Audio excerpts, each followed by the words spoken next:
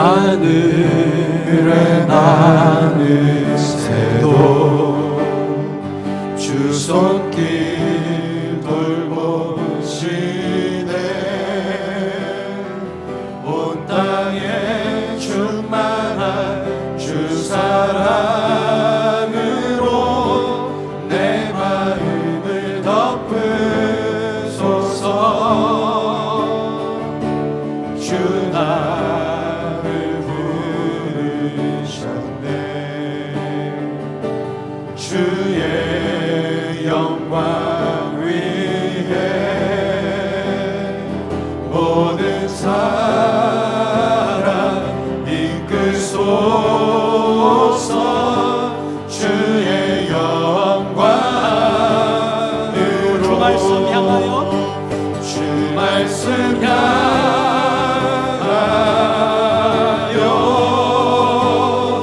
달려가리라.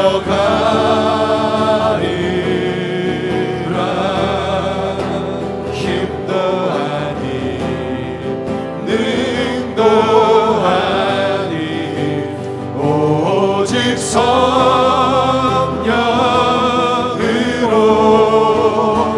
주 얼굴 향하여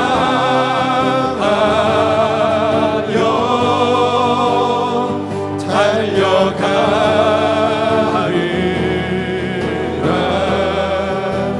오 주의 영광 안에 살게 하소서. 주 말씀 향하여 달려가리라. 주 말씀 향하여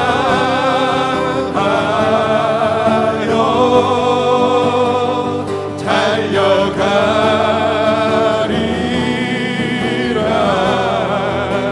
힘도 아니 능도 아니 오직 성령으로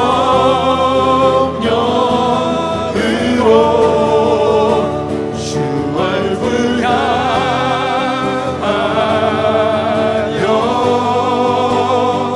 달려가리라.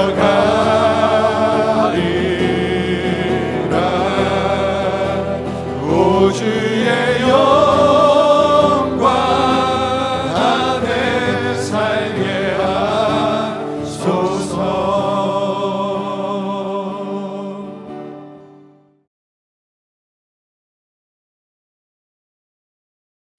자, 입장 차이라는 말을 참 많이 하잖아요. 입장 차이. 그러니까 입장 차이라는 것은 굉장히 가벼운 말인 것 같은데 굉장히 무서운 말이기도 하고 굉장히 애매한 말이기도 하고 굉장히 고통스러운 말이기도 합니다. 입장에 따라서 보는 각도가 다르고 그리고 본 것에 대한 해석도 완전히 다르기 때문에 굉장히 애매하고 고통스럽고 힘든 주제고 무거운 주제예요. 입장 차이라는 게. 한번 잘 생각해 보세요. 자, 38년간 못 걷던 자가 일어나서 걸었어요. 이건 기막힌 일 아니겠어요? 그거는 꿈이 아니었어요. 눈앞의 현실이었단 말이에요. 그건 단지 사람을 어떤 놀래키는 어떤 자극적 마술이 아니었어요. 죽은 것을 살리는 새 창조의 능력이었어요. 그게 현실 앞에 나타났단 말이죠. 그런데 어떤 사람들의 입장에서 볼 때는 그게 안 보여요. 뭐만 보여요? 안식일법이 지금 지켜지나 이것만 보이는 거예요. 이 입장 차이라는 게 얼마나 무섭습니까? 제가 지금 안식일을 지키는 거야 안 지키는 거야 이것만 보이는 거예요. 이게 엄청나게 무서운 일이죠. 우리들이 흔히 겪어요. 제가 조금 뻐기면서 얘기하는데 제가 손주들과 지내다 보면 손주들이 와 있어가지고 한참 잘 놀다가도 자기가 원하는 걸 안 해주면 갑자기 할아버지 나빠 이렇게 얘기하잖아요. 10초 전까지만 해도 할아버지 최고였거든요. 그런데 10초 만에 나쁜 사람이 되는 거예요. 물론 그래도 상관없어요. 그래도 애들은 너무 예쁘죠. 그 말이 무슨 뜻인지 아니까 잠시 후면 또 최고가 되거든요. 하지만 어른들은 그러면 안 되죠. 어른들은 그러면 큰일 나는 거예요. 그런데 놀랍게도 어른들이 더하면 더했지 덜하지 않아요. 이게 입장 차이라는 거예요. 굉장히 무서워요. 특정 주제가 나오잖아요. 특정 주제에 대해서 자신과 의견이 다르면, 입장이 다르면 금방 적이 돼요. 예수님은 온데간데 없어요. 특정 대상이나 특정 어떤 사조에 대한 입장이 다르다는 게 확인되잖아요. 순식간에 결별합니다. 여러분 생각해 보세요. 어떻게 누워만 있던 사람의 38년간의 고통과 그의 회복의 기쁨이 느껴지지 않을 수가 있겠어요?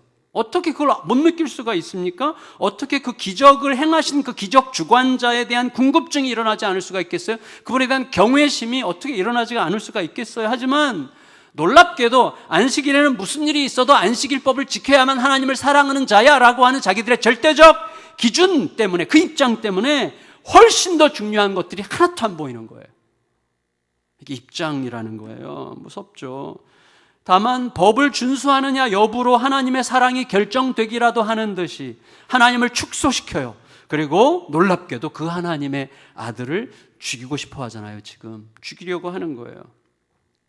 따라서 누가 진짜 병자인지 따져봐야 됩니다. 특히 우리 시대에는 더 그래요. 너무나 많이 갈라져 있기 때문에 누가 진짜 병자인지 따져봐야 돼요. 자기 신념과 고집에 갇혀서 자기 입장만 주장하는 질병은 암보다도 훨씬 더 무섭다고 할 수가 있겠어요. 유대 종교 당국자들의 문제가 뭐예요? 하나님의 말씀을 읽을 때 하나님 사랑 대신에 자기 사랑의 방식으로 말씀을 읽는 거예요. 여러분, 하나님 사랑으로 말씀을 읽었다면 하나님께서 뭘 말씀하려고 하시는지를 알기 위해서 분투했을 거예요. 그에 따라서 하나님의 모든 말씀이 구원자 메시아, 그의 아들에게 집중되고 있다는 것을 깨달았을 거예요. 그래서 지금 자기들 눈앞에서 펼쳐지는 일들과 그 일을 행하시는 그 분을 말씀 앞에 비춰보려고 했겠죠. 하지만 이들은 말씀을 자기 사랑으로만 읽었어요. 그래서 말씀의 규정들을 그럭저럭 지키는 자신에게 감탄하면서, 스스로 감탄하면서 누가 지키는지 안 지키는지를 보는 거예요. 그런 것에만 몰두하는 거예요. 내 입장과 다른 입장들은 다 틀려야만 내가 옳다고 여겨지는 거예요. 그래서 편을 가르고 내 입장과 다른 쪽을 원수시하고 그렇게 되는 거죠. 그러니까 예수님은 거기 안 계신 거예요. 따라서 뭐예요? 공정한 법정이 필요한 거예요. 공정한 법정. 종교 당국자들이 옳은지 예수님이 옳으신지를 확인하는 공정한 법정이 필요합니다. 공정한 법정에 필수적인 요소가 있어야 되죠. 뭐예요? 증인과 증언과 증거가 있어야 되죠. 그리고 거기에 어떤 요소가 또 있어야 됩니까? 진실과 겸손이 있어야 되는 거예요. 무슨 말이냐면 증인과 증언과 증거에 따라서 지금까지 내가 고집해왔던 모든 입장들도 과감하게 바꿀 수 있는 정신, 진실과 겸손이 있지 않으면 법정은 성립하지 않는 거예요. 여러분 보세요. 예수님의 말씀은 항상 옳으시고 정당해요. 공정하죠. 하지만 예수님은 지금 우리에게 사람에게 왜곡되어 있는 자기중심적인 사람에게 말씀하시면서 우리에게 맞추고 계세요. 그러면서 이렇게 얘기하시죠. 법정에서 자기 증거 혹 자증이라고 하는 것은 객관적 의미를 갖기가 어렵다는 것을 내가 알고 있다. 동시에 내 주장이 아무리 엄청난 주장이라고 할지라도 단지 자기 확신으로 말하는 것일 뿐이라면 그거는 참일 수 없다는 것도 내가 알고 있다. 이렇게 말씀하시는 거예요. 따라서 예수님께서는 그간에 자기가 하셨던 모든 말씀들이 오직 아버지를 대신해서 하신 말씀이라는 것을 강조해 오신 거예요. 그래서 이제 예수님은 아버지 하나님을 증인으로 세우시는 거예요. 자, 그 전에 하나님을 증인으로 세우시기 전에 많은 사람들이 객관적으로 인정할 수밖에 없는 어떤 증인이 있었어요. 누구죠? 세례 요한이에요. 이 요한은요, 종교 당국자들도 그에게 사람을 보내서 물어볼 만큼 권위를 인정받은 시대의 증인이었습니다. 요한의 증언으로 많은 사람들이 회개했고 많은 사람들이 하나님의 나라를 열망했고 그 나라에 합당한 삶을 위해서 헌신했습니다. 그 중에 상당수는 예수님을 따랐고 그 중에 일부는 예수님의 제자가 됐습니다. 요한은 하나님 나라에 대한 희망을 잃고 불안과 두려움의 흑암에 사로잡혀 있던 시대에 매우 귀히 사용된 등불이었습니다. 하지만 사람들이 세례 요한을 통해서 희망의 빛을 본 것은 한때였다라고 지금 예수님 말씀하세요. 더구나 요한의 증언이 예수님의 진위 여부를 결정하는 건 아니에요.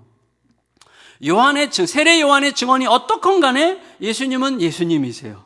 심지어 세례 요한은 한때 힘있게 메시아를 증거하긴 했지만 우리들이 알듯이 자기 예상과 다르게 돌아가는 상황을 보자 의심과 회의로 흔들렸어요. 근데 그거는 요한의 문제가 아니에요. 누구의 문제죠? 사람의 문제예요. 사람은 다 그래요.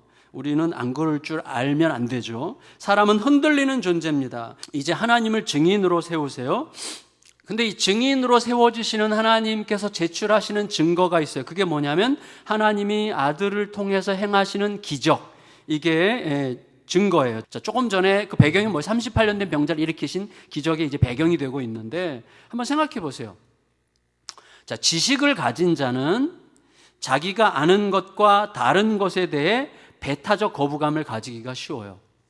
그러니까 지식을 가졌다고 생각하는 사람은 자기가 아는 것과 다른 것에 대해서는 자기도 모르게 배타적 거부감을 가져요. 권력을 가졌다고 생각하는 사람은 자기보다 사회적 급수가 좀 낮다고 생각되는 사람의 말에 귀를 기울이기가 쉽지 않습니다. 재물이 많은 자는 가난하거나 재물을 하찮게 여기는 자들을 멸시하거나 적대시해요. 그러기가 쉬운 거죠. 그런데 보세요. 지식을 가졌고 권력을 가졌고 재물을 가진 사람 다 가졌어요.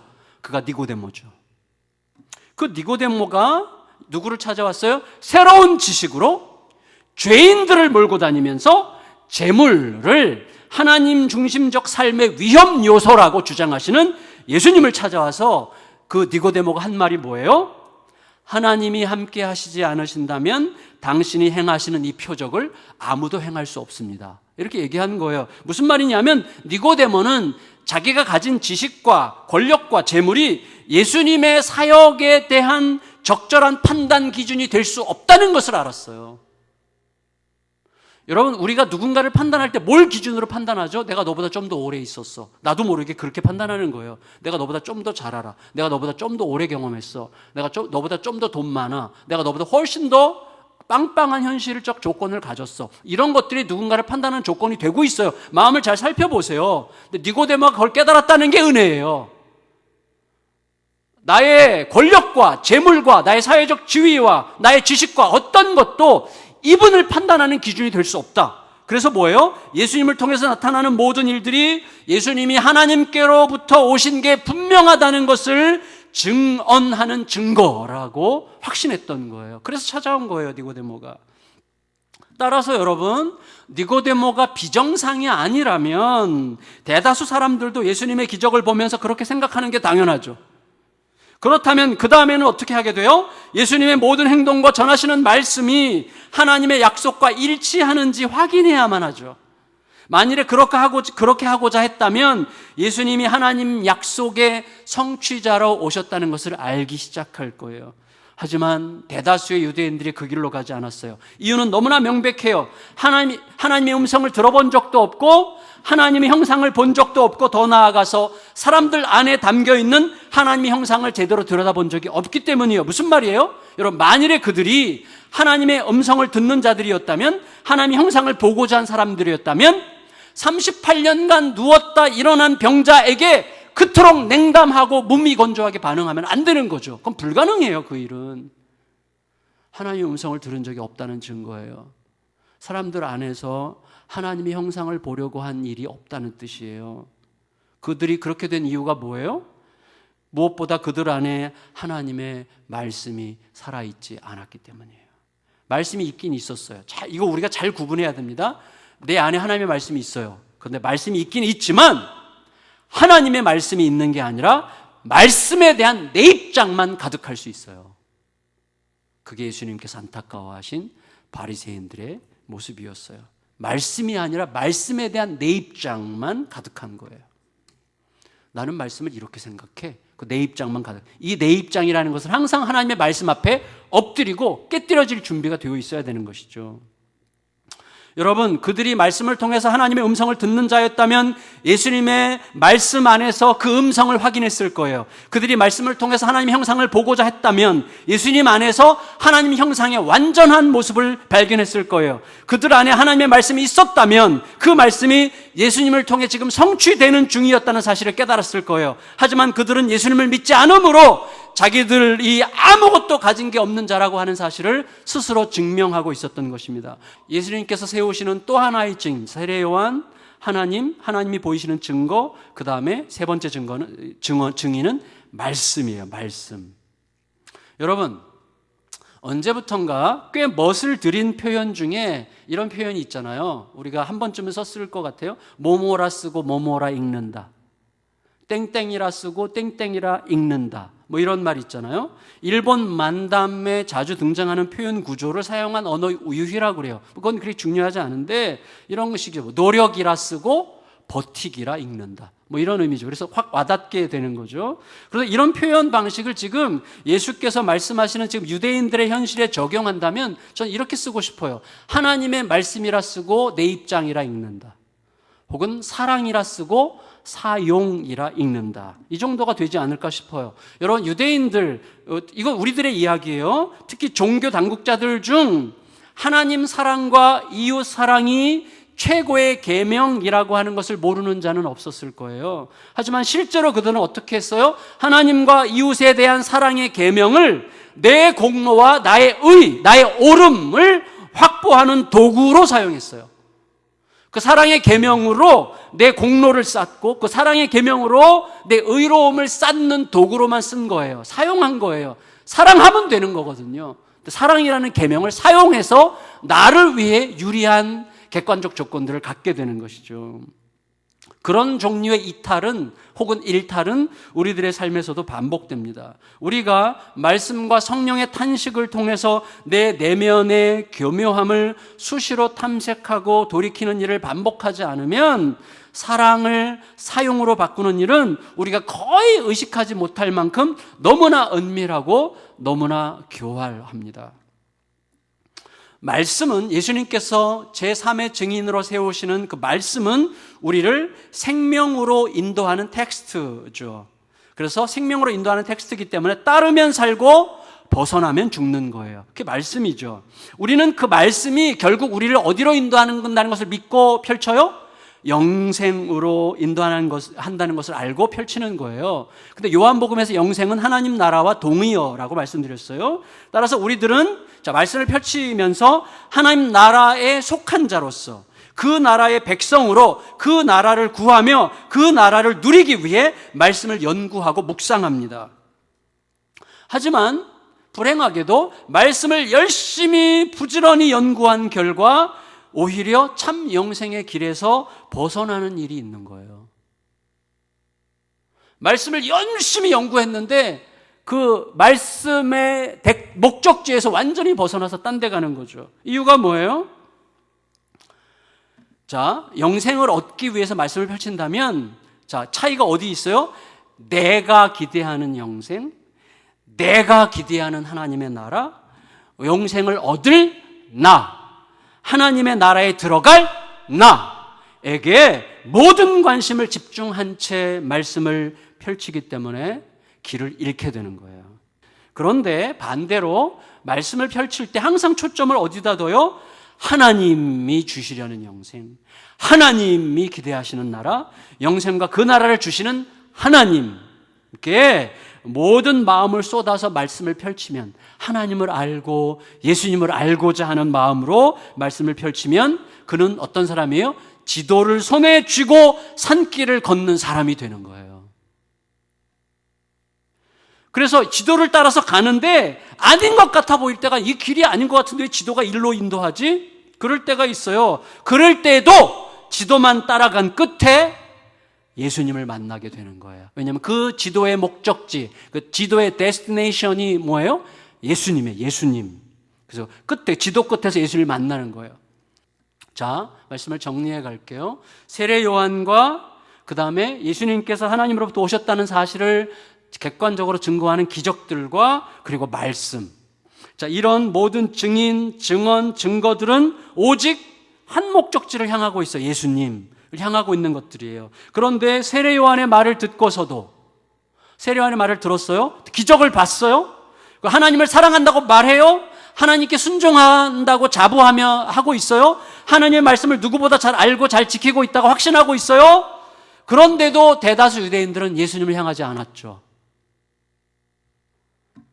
여러분, 누구도 부인할 수 없는 명백한 증인과 증언과 증거들에도 불구하고 끝내 못 믿겠다고 고집하는 독선, 곧 내 입장이 하나님의 말씀보다 중요한 거예요. 아마 주님께서 오실 때까지 그럴 거예요. 그러니까 우리가 갈 길은 너무나 분명합니다. 말씀을 이용해서 말씀을 이용한 논리를 만들어 가지고 선동하는 자들에게 귀를 기울이지 말고 말씀으로 가세요. 예수께로 직접 가세요. 저 같은 목회자들에게 지나치게 매이지 마세요. 말씀으로 가시고 예수께로 가시고 하나님께로 가세요. 직접 말씀을 살펴서 묵상하고 종교 사기꾼들에게 속지 말고 자신의 독선에도 빠지지 않도록 하기 위해서 성령을 의지하여 말씀을 펼치세요. 성령께서 여러분들 각자에게 말씀을 깨닫게 하실 것을 믿으세요. 성령을 의지하여 말씀을 펼치고 고민하세요. 질문하세요. 서로 하나님께서 묶어두신 이 교회 공동체 안에서 서로 토론하고 기도하고 주님께 묻고 서로에게 물으면서 함께 가는 게 중요해요. 그래서 우리를 그리스도 중심의 교회로 묶으시는 거예요.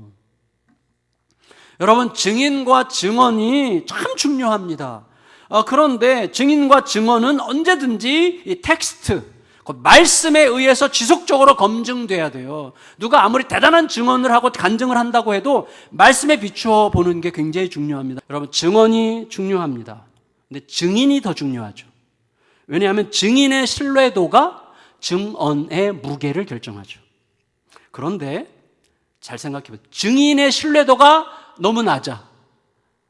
그래서 그 사람이 뭘 말해도 믿을 수 없는 말인 것 같아요. 그런데 증인의 신뢰도는 너무나 낮은데 그 사람이 한 증언 자체에 힘이 있어서 모든 악조건을 뚫고 증언의 진실성이 입증된다면 그때 우리는 증언의 진실성이 증인보다 더 중요할 수도 있다는 것을 알게 되죠. 여러분, 증인이 지극히 초라함에도 불구하고 증언이 스스로 살아나는 이유는 증언의 진실성이 사람들의 내면에 새겨져 있는 양심이라고 하는 텍스트를 일깨우기 때문이에요. 기독교는 보잘것없는 증인들의 증언으로 시작됐어요. 기독교의 첫 증인들은요, 너무나 보잘것없죠.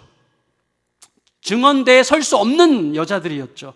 그런데 증언의 진실성이 사람들 내면의 텍스트를 깨우면서 사방으로 번져갔어요. 이유는 그 증언들이 영원한 하나님 말씀의 진실성에서 기원했기 때문입니다. 그렇다면 유대인들, 특히 종교 당국자들 내면의 텍스트는 제대로 작동하지 않고 있었던 거죠.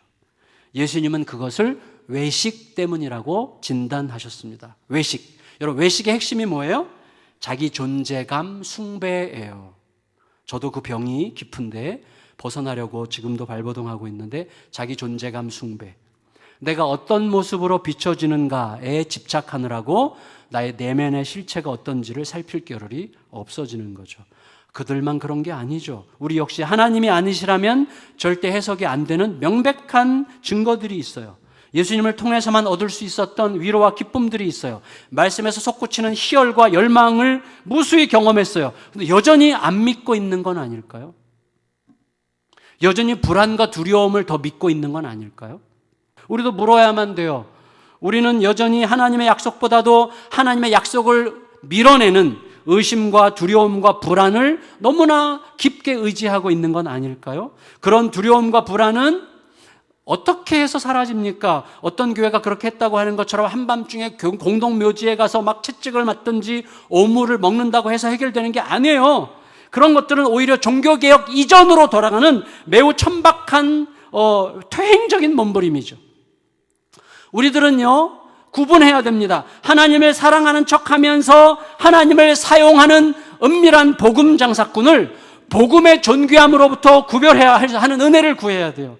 자신을 죄인의 괴수라고 고백하면서 오직 예수님을 가리켰던 바울과 예수님을 가리키는 듯 하면서 실제로는 자기를 가리키는 덜 떨어진 사역자들을 구분할 수 있어야 됩니다. 오직 예수님께서 말씀하시는 증거들을 붙들으셔야 됩니다.